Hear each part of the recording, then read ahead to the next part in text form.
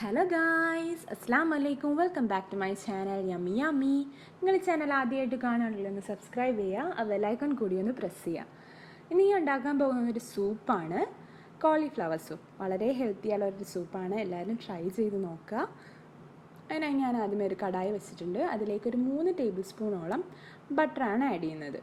അതൊന്ന് ചെറുതായിട്ട് സോട്ട് ചെയ്ത് കൊടുക്കാം. അത് മെൽറ്റായി വരുമ്പോഴത്തേക്കും 2 ബേ ലീവ്സ് നമുക്ക് ആഡ് ചെയ്യാം. ഇനി അതും കൂടെ ഇട്ട് നല്ലതുപോലെ ഒന്ന് സോട്ട് ചെയ്യുക. ബട്ടറൊക്കെ ഇങ്ങനെ മെൽറ്റായി വരും, അതുവരെ ഒന്ന് സോട്ട് ചെയ്യുക. ഇനി ഞാൻ ആഡ് ചെയ്യുന്നത് 1 ടേബിൾ സ്പൂണോളം ഗാർലിക്കാണ്. വെളുത്തുള്ളി അതേപോലെ ഞാൻ ചെറുതായിട്ട് ചോപ്പ് ചെയ്താണ് ഇട്ട് കൊടുത്തത്. അതും കൂടെ ഒന്ന് മിക്സ് ചെയ്ത് കൊടുക്കാം.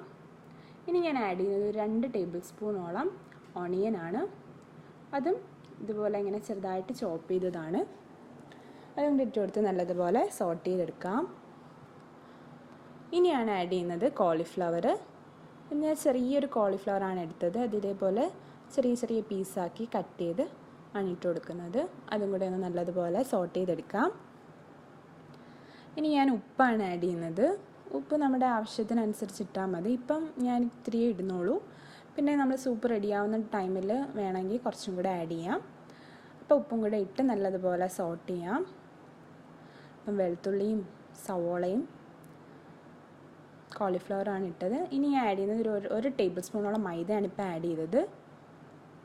മൈദ വളരെ കുറച്ചിട്ടാൽ മതി.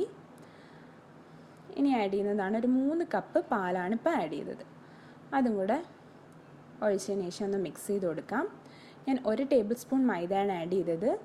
മൈദ ആഡ് ചെയ്യുന്നത് എന്തിനാണെന്ന് വെച്ചാൽ കുറച്ചൊരു ക്രീമി ടെക്സ്ചർ കിട്ടാൻ വേണ്ടിയാണ്. നമ്മളൊന്ന് തിളച്ച് വരുമ്പോഴത്തേക്കും ഒരു ക്രീമി ടെക്സ്ചർ കിട്ടാൻ വേണ്ടി മാത്രമാണ് ആഡ് ചെയ്യുന്നത്. അത് വളരെ കുറച്ചേ ആഡ് ചെയ്തിട്ടുള്ളൂ, അല്ലെങ്കിൽ ഇങ്ങനെ വെള്ളം പോലെ കിടക്കും.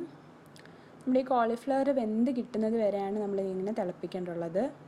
അപ്പോൾ ഇടയ്ക്കിടയ്ക്ക് എടുത്ത് നോക്കുക കോളിഫ്ലവർ വെന്തിട്ടുണ്ടോ എന്ന്. ഇങ്ങനെ തിളച്ച് വരുമ്പോൾ നല്ലൊരു ക്രീമി ടെക്സ്ചർ ആവും. അതുവരെയാണ് നമ്മളിങ്ങനെ കുക്ക് ചെയ്യേണ്ടുള്ളത്. അപ്പം നമ്മൾ കോളിഫ്ലവർ കുക്കായി കഴിഞ്ഞാൽ നമുക്ക് പിന്നെ തീ ഓഫ് ചെയ്യാം.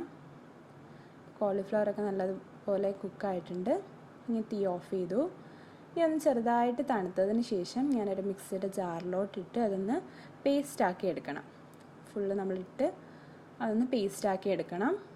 ചെറുതായിട്ടൊന്ന് ചൂടാറിയാൽ മതി, അല്ലെങ്കിൽ കുറച്ച് ചൂടാറിയാലും കുഴപ്പമില്ല. നല്ല രീതിയിൽ ചൂടാറിയിട്ടായാലും നമുക്ക് ബ്ലെൻഡ് ചെയ്യാം. ഞാൻ ചെറുതായിട്ടൊന്ന് ചൂടാറിയതിന് ശേഷം നമുക്ക് ആ ബ്ലെൻഡറിലോട്ടിട്ട് നല്ലതുപോലെ പേസ്റ്റാക്കി എടുത്തിട്ടുണ്ട്. ഞാനതൊരു കടായിലോട്ട് ഒഴിച്ചു കൊടുക്കുകയാണ്. ഇനി അതൊന്ന് തിളച്ച് വരണം. ചെറുതായിട്ടൊന്ന് തിളച്ചാൽ മതി. ഇപ്പം ആവശ്യത്തിന് ചൂടുണ്ട്, അതൊന്ന് തിളച്ച് വരണം. ഇനി ഞാൻ കുറച്ച് ഉപ്പും കൂടെ ആഡ് ചെയ്തിട്ടുണ്ട്. കുറച്ച് ഉപ്പും കൂടെ ആവശ്യമായിരുന്നു, അതുകൊണ്ട് ആഡ് ചെയ്തു. ഇനി ഞാൻ പെപ്പർ പൗഡറാണ് ആഡ് ചെയ്യുന്നത്. അത് നിങ്ങളുടെ ഇഷ്ടത്തിനനുസരിച്ച് ആഡ് ചെയ്യാം. പെപ്പർ ഏരിയൊക്കെ ഇഷ്ടമുള്ളവർക്ക് കുറച്ചും കൂടി കൂടുതൽ ആഡ് ചെയ്യാം. ഞാൻ കുറച്ച് മാത്രമേ ഇപ്പോൾ ആഡ് ചെയ്തിട്ടുള്ളൂ. ഇനി ആഡ് ചെയ്യുന്നത് ചീസാണ്. ചീസ് ഓപ്ഷണലാണ്, വേണമെങ്കിൽ മാത്രം ആഡ് ചെയ്താൽ മതി. നിങ്ങളുടെ വീട്ടിലുണ്ടെങ്കിൽ ആഡ് ചെയ്താൽ മതി. ചീസ് ഇട്ടാൽ കുറച്ചും കൂടി ടേസ്റ്റി ആയിരിക്കും, അതുകൊണ്ട് ഞാൻ ആഡ് ചെയ്തത്. ഇല്ലെങ്കിലും കുഴപ്പമൊന്നുമില്ല, വളരെ ടേസ്റ്റി ആയിട്ടുള്ള റെസിപ്പിയാണ്. നമ്മുടെ സൂപ്പ് റെഡി ആയിട്ടുണ്ട്. ഞാനിന്ന് ഗാർണിഷ് ചെയ്യാൻ കുറച്ച് സ്പ്രിംഗ് ഓണിയനും കൊറിയാൻഡർ ലീവ്സും ഒക്കെ ഇട്ടൊന്ന് ഗാർണിഷ് ചെയ്യാൻ പോവാണ്. അപ്പോൾ എല്ലാവരും ട്രൈ ചെയ്ത് നോക്കുക. വളരെ ഹെൽത്തി ആയിട്ടുള്ളൊരു സൂപ്പാണ്. ഇഷ്ടമായെങ്കിൽ ലൈക്ക് ചെയ്യുക, ഷെയർ ചെയ്യുക, സബ്സ്ക്രൈബ് ചെയ്യുക. Thank you for watching. എല്ലാവരും മസ്റ്റായിട്ട് ട്രൈ ചെയ്ത് നോക്കുക. Okay, by.